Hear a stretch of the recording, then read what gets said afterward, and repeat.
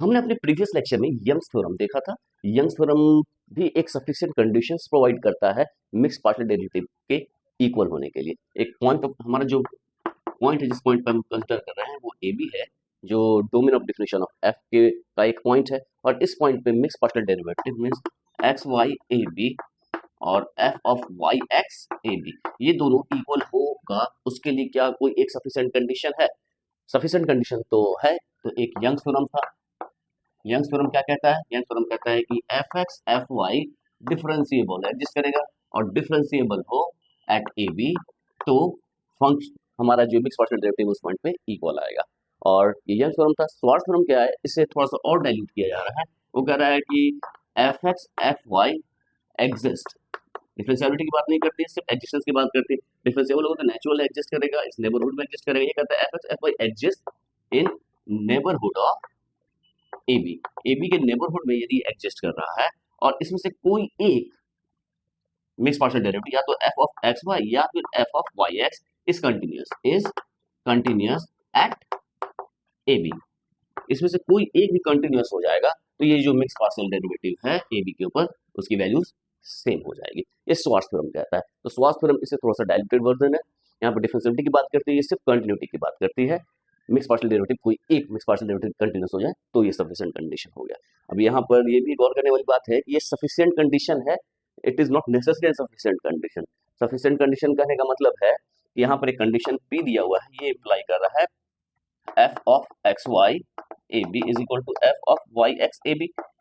ये कंडीशन दिया हुआ है, चाहे वो यंग्स की बात करे चाहे श्वार्ट्ज की बात करे, दोनों में कुछ कंडीशन दी हुई है। तो ये जो सफिशिएंट कंडीशन है, यानी कि ये सेटिस्फाई होगा तो कंपलसरी है कि ये दोनों इक्वल होगा। हाँ, इसका क्वांटापोजिट तो ट्रू होगा। यदि ये दोनों इक्वल नहीं है तो ये जो कंडीशन उसमें से कोई ना कोई एक कंडीशन सेटिस्फाई नहीं करेगी। लेकिन ये कंडीशन सेटिस्फाई नहीं करते हुए भी ये इक्वल हो सकता है। तो सफिशिएंट कंडीशन का मतलब यही है, यानी कि ये सेटिस्फाई ना भी करे, पी के कंडीशन को सेटिस्फाई ना भी करे, उसके बावजूद हमारा जो है ये मिक्स पार्शियल डेरिवेटिव इक्वल हो सकता है। हम इसके एग्जांपल्स देखेंगे। पहले हम इसके प्रूफ के ऊपर आते हैं। इसका प्रूफ लगभग सेम पैटर्न पे है जिस पैटर्न पे यंग्स थ्योरम का प्रूफ था। हम आते हैं, जो पहले कंडीशंस एज्यूम कर लेते हैं। यहाँ पे लिखा first order partial derivative of function f x y of two variables exist in neighbourhood of a point a B. तो हम एक नेबरहुड लेते हैं, let n epsilon a b b a neighbourhood of a b. ये a b का कोई neighbourhood है and f of x, f of y exists in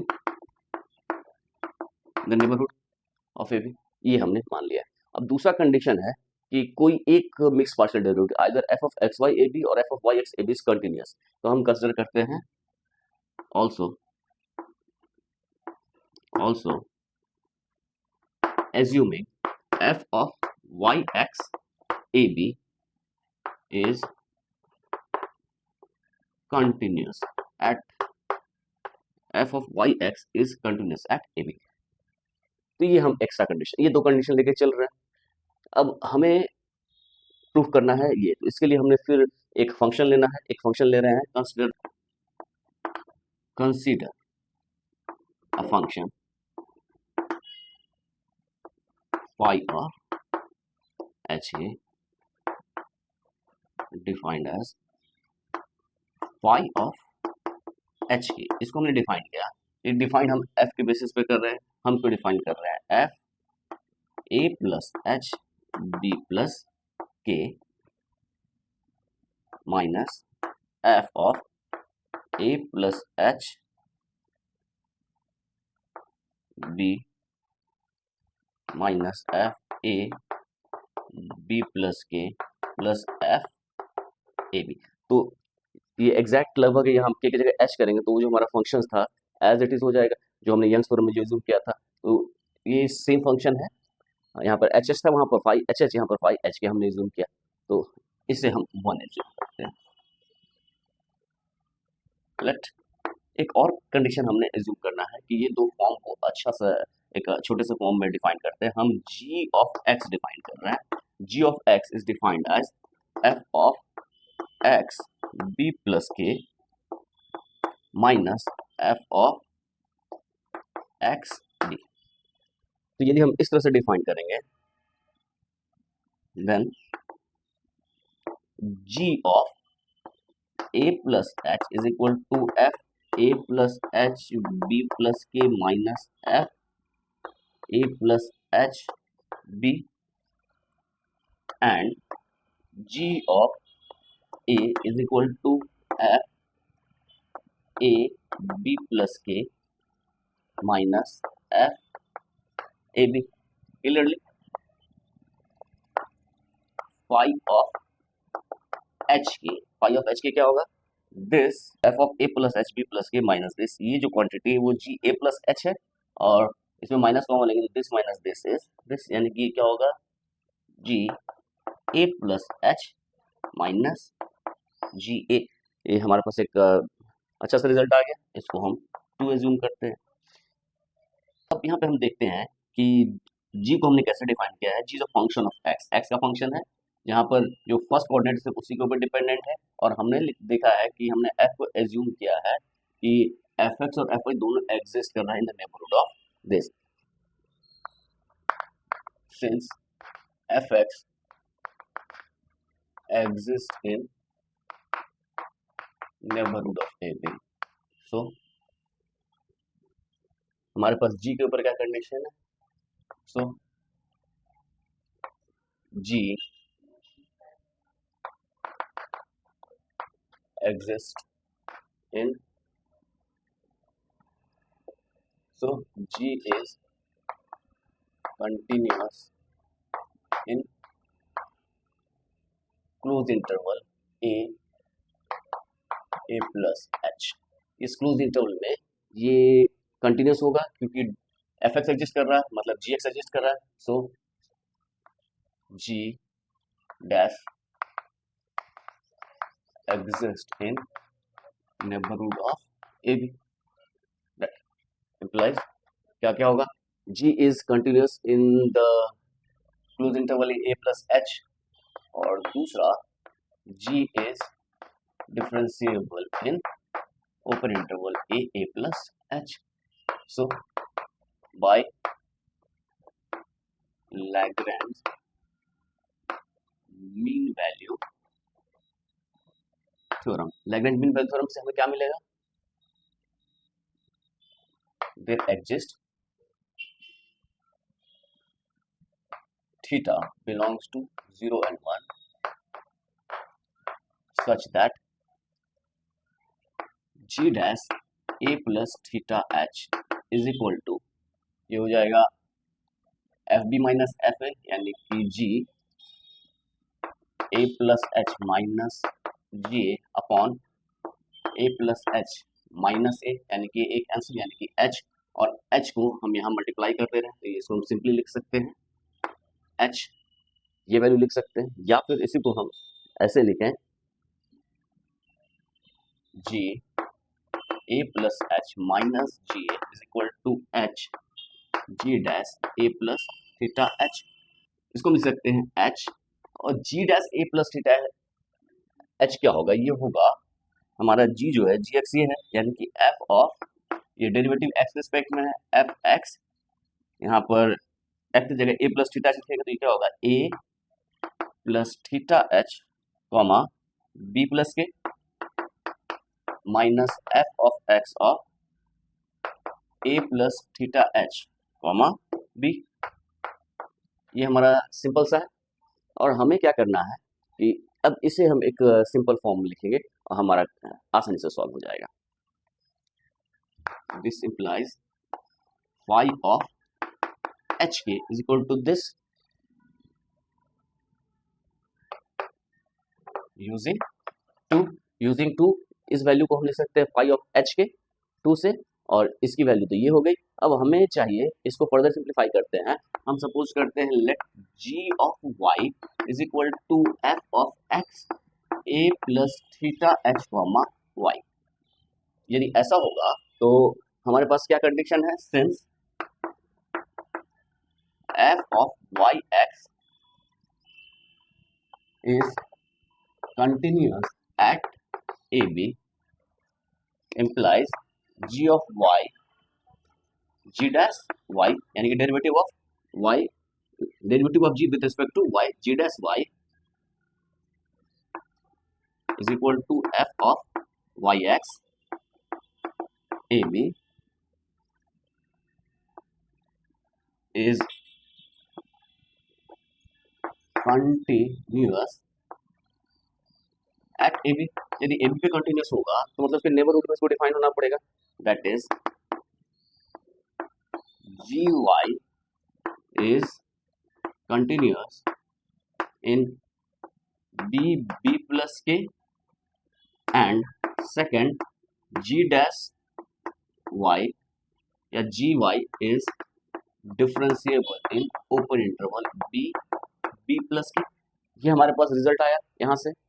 so by Lagrange mean value